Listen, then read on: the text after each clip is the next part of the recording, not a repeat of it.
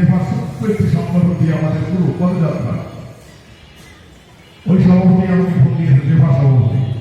সেখান থেকে আমরা কি করলাম, বড় পরিসরে কি করা যায়, জামতলা থেকে বেরিয়ে আসে, সেখান থেকে বেরিয়ে কি করা যায়, আমরা বললাম কি আমার এই জাহিদ হাসান সিকদারের সহযোগিতায়, এই মোর্শেদ আলী খান মাহফুজের সহযোগিতায় আশুলিয়া ফার্মেসি ডেভেলপমেন্ট ফাউন্ডেশন পথ চলা শুরু করলাম 2017 সালে।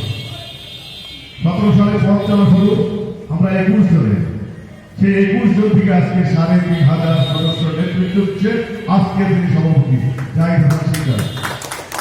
তারই এখন বড় হয়ে গেল, এত বড় তারিখ আশা করেনি। জাহিদ হাসান সিকদার থেকে এত বড় তারিখ আশা করছি ভাই, পিছনে না আমার কথা যায় না। আজকে মোর্শেদ আলী খান মাহফুজ জন্য একটা তালি হয়ে যায়, পিছন থেকে দেখতে চাই যারা শ্রমিকের নেতৃত্ব দিয়ে যাচ্ছে। আমরা এখানে দেখেছি যে আমরা কিভাবে অরাজনৈতিক, আমরা কিভাবে নিজেদের জন্য কাজ করি।